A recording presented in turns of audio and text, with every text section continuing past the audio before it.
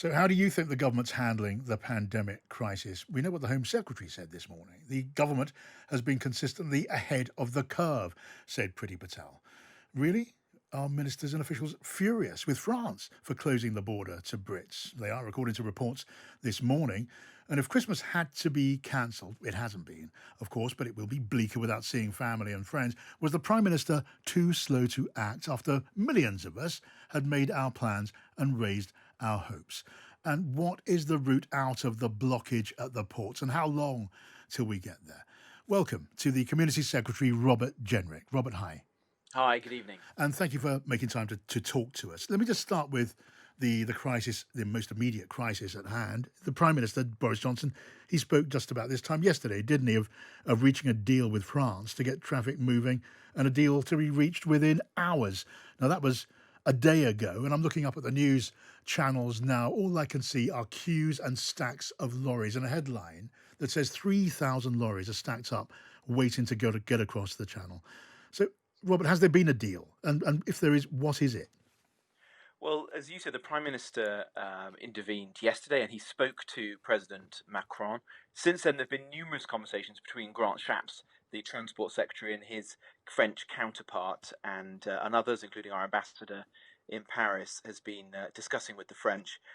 We have had productive conversations, and we will come forward with the details of any arrangement as soon as we can. But I don't have a deal to lay out yet. But we have discussed different options as to how we can bring this to a speedy resolution, looking at various testing approaches. And I'm hopeful that we'll be able to come to an arrangement very soon. Okay, you hope for some sort of arrangement very soon. I take that to mean within hours and not more days. You suggest it could involve testing, no doubt testing of drivers. If that's the case, are we talking about the rapid tests, the lateral flow tests, or the longer PCR, more thorough tests, which take longer, 24 to 48 hours? Which one are we talking about? And might there be an agreement on which one? Well, I can't set that out just yet, but we have looked at all the options, including the two that you've laid out. I think, as the Prime Minister said yesterday, drivers in HGVs are likely to be a group with a low risk of transmitting the virus. It's obviously a fairly solitary occupation. Yeah. You're in your cab for long periods of time. You don't tend to mix with many people. You sleep in the cab. You have supplies with you usually. So we don't expect this to be a group that's very likely to transmit the virus, and that's the argument that we've been making to our French counterparts. Sure, that's the Uh, and argument our you've and been our putting to the our French, but UK medical yeah. advisors have been speaking to their opposite numbers in France as well, and that's why I'm hopeful that we'll come to a sensible conclusion fairly soon. Because you need the French to buy that argument. We know that that's the argument that you and the Prime Minister have been putting forward, that these are lorry drivers who are pretty much naturally isolated in their cabs so much of the time. But I wonder, will the French buy that argument? In which case, how long, Robert, before lorries are moving normally? Because I know you can't nail it down to the precise moment, but how long roughly before we start seeing freight moving as it should? Well, I don't have a precise time, but obviously we will set out the details as soon as we can. I don't want to encourage drivers to come to Kent. It's still the advice that if you're considering coming to the border, you shouldn't do. Stay where you are and await further instructions, because there's nothing to be gained in arriving in Kent and having to queue up either on the motorway Yeah. or at Manston, where we've set up this dedicated site. But the conversations have been productive with the French. Remember, the vast majority of the drivers who are waiting are European. They are from the continent rather than from the UK. As many as 80% of the HGV drivers who are already queuing to leave have come from the continent. Mm. And it's in both of our interests to resolve this as quickly as possible, Are because you obviously angry we with the want to French see president? good trade. Are you angry with the French president? I'm seeing that ministers are furious and officials are furious with Emmanuel Macron. Do you feel the same way? Because, look, if we're asking police to stop people leaving their own local areas, is it a surprise France is taking control of its borders and saying we don't want Brits crossing? Well, look, this is a serious situation. It is an imposition, but we have had productive conversations over the last 24 So hours you're not angry. You don't feel with the aggrieved. French, and I think we can resolve this and will do. Yeah. So I think it's a question of when rather than if, and it's important for both sides to appreciate that the risk is probably low for the reasons we've just discussed, and it's in both of our mutual interests to resolve this as quickly as we can. Okay, look, tell me this. Do you agree with Priti Patel that the government's been, as she put it, consistently ahead of the curve in handling the pandemic? Do you agree with that? Well, I think it's been a unique year, and it's been a uniquely challenging one for everyone, We can including say that those of us again. Yeah. who've been in government. We've faced more significant and widespread challenges than probably any government has faced in my lifetime, Mm. perhaps beyond that. We've tried to make the right decisions at the right time. We've tried to look ahead to events, to take scientific advice that's available. But I don't pretend we've made, everything. Every decision we've made has been proven to Mm. be the correct, or with the benefit of hindsight. Mm. But at the moment that it was taken, they were always taken with the best of intentions, with good quality scientific advice, and I continue to have great confidence in Patrick Vallance and Chris Whitty and the others who advise us all in government on a daily basis. And I think only time will tell when we can look with the benefit of true hindsight and to compare our record with those of other countries. Yeah. But that isn't today. Isn't the time in which we can do that. Well, it's reasonable to ask those questions of our government in the middle of a crisis, which it is your responsibility and duty to handle on our behalf. And we had the Prime Minister, Robert, didn't we, telling us, first of all, the crisis would be over in weeks. He didn't have to say that, but he did. And then he told us it was going to be over by Christmas, which, of course, it hasn't been. Now we're told it's going to be over by Easter. Not clear where that evidence exists. Might it be better? Yes, we know the Prime Minister and you, no doubt, want to keep the country's spirits up, but might it be better to treat people like adults? Well, I think that is what the Prime Minister has done. We've tried to communicate regularly with the public, from the press conferences that were happening on a daily basis at the early stages of the pandemic to those that the Prime Minister leads now regularly. We try to set out at those in a very transparent and open way the data, the best data that we have available. We're one of the most reliable countries in the world for setting that out. The Chancellor has been very clear about the economic challenges that we're facing as a country, the hundreds of thousands of people who are losing their jobs as a result of COVID. Yeah. So I think we have been very clear about how difficult the situation is. I don't think many people in the country underestimate how challenging this is, either from a health perspective or an economic one. But I think it's unfair to always look back with the benefit of hindsight, because this was a new situation, one that nobody could have reasonably expected. It's a developing situation. We've learned a huge amount about the virus over the course of the last 9 months.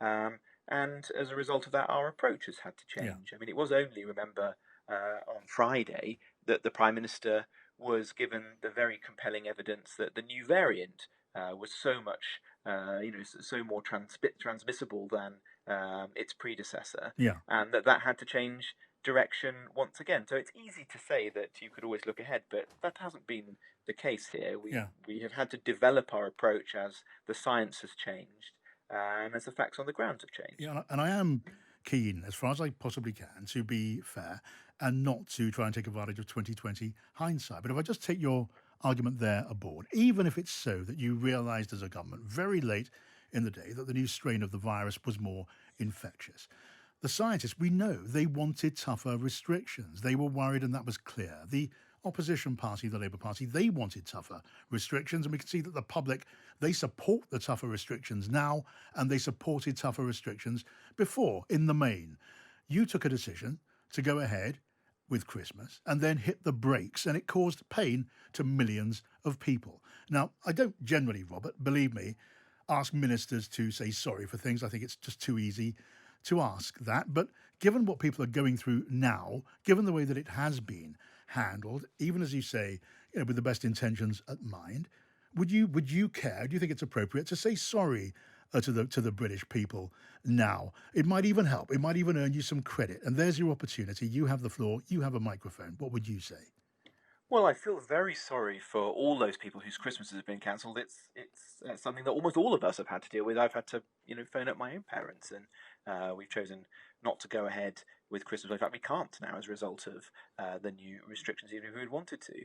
But I think it's not fair to say that we slammed on the brakes or that we acted too slowly in this respect. I mean, let's just think about what's happened in recent days.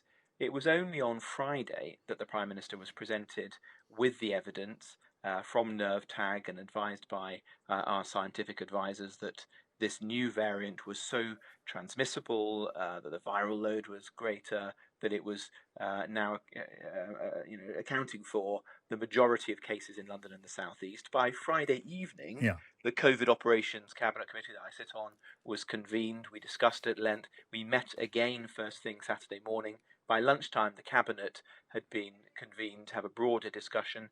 And by late afternoon, the Prime Minister was addressing the country. So within 24 hours, a very significant decision had been taken to create Tier 4, to put in place these extra restrictions, and to change Christmas, unfortunately, for the whole of England. So I don't think that you can accuse us on this occasion of acting too slowly. Yeah. As quickly as we became became aware of the new variant, we took a considered view and put in place the extra measures. Yeah. We now have to consider what happens next, and obviously we're following the data very carefully to see what's happening in other parts of the country, whether this can be contained largely in London and the South East, or whether, unfortunately, it will start to spread to other parts of England and beyond. And if that's the case, then potentially further measures will have to be taken. Yeah, Robert, it may be fair to argue that you were only clearly aware at the end of last week that this new strain was more infectious, knew it, as opposed to maybe suspected it. But as I say before that, the scientists were unhappy with the idea of relaxing restrictions at Christmas, and that was transparently clear. So you did not go with that strain of opinion and presumably advice. The Labour Party, as I say, were pushing for tougher restrictions, and you chose to ignore that until you did that yourself. Now, given the pain again, of course you regret the pain and the inconvenience suffered by millions of people. That's not the same as an apology as the government for the decision. Lastly, do you wish to apologise at all? Well, I'm not somebody who refuses to apologise, or I think that's the wrong approach. I'm always happy to accept when we could have got things better than we have, but I don't think on this occasion the way we've acted is unreasonable. I think the public would expect us to try as far as one can to preserve families coming together at Christmas.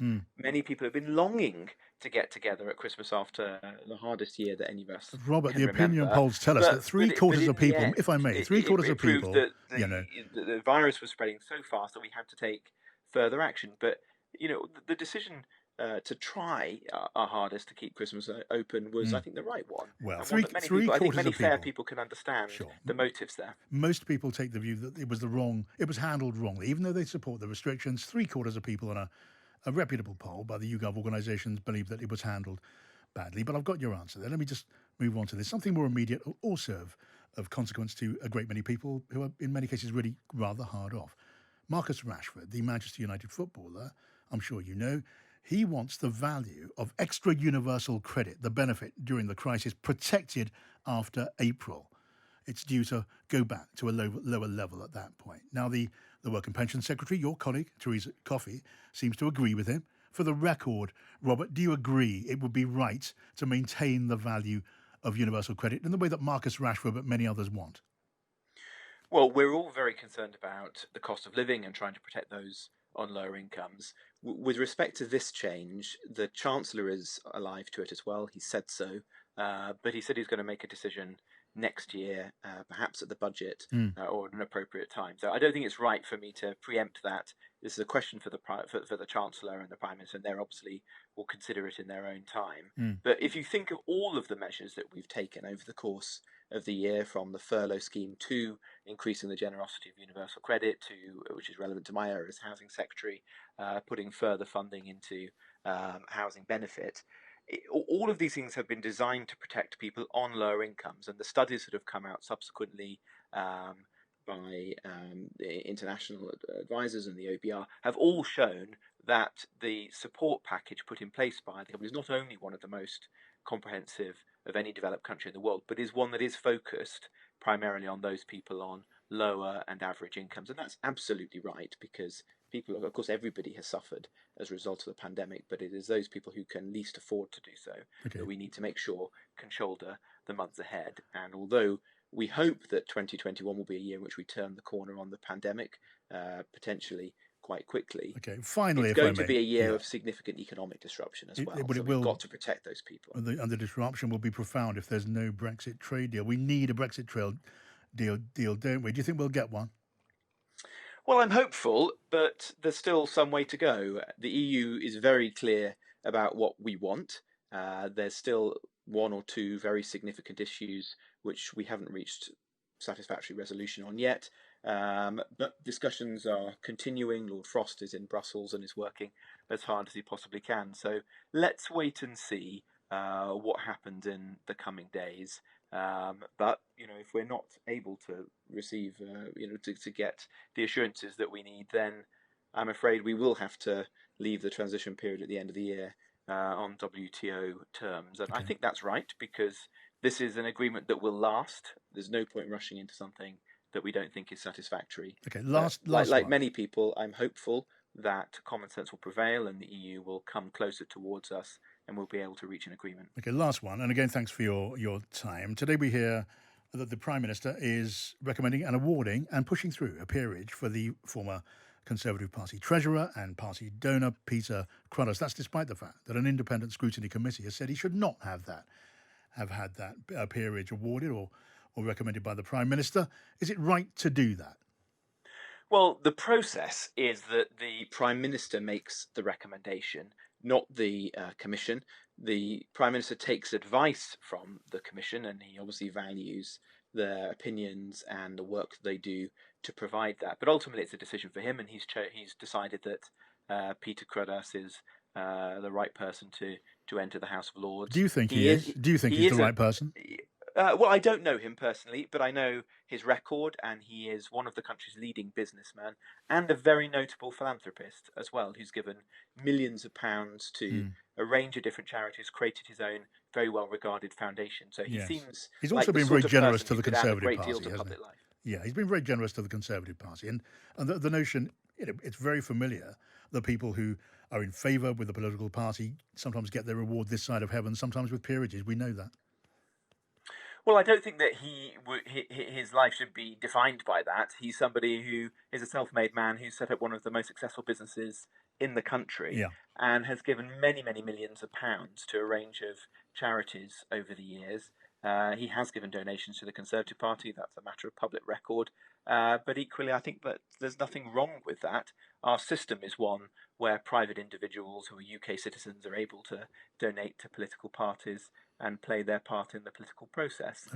He seems to me like somebody who has a lot to give to public life, and his experience in philanthropy and business is something that no doubt he'll bring to bear now in the House of Lords. All right. Robert Jenrick, Community Secretary, thank you for joining us on the programme this afternoon.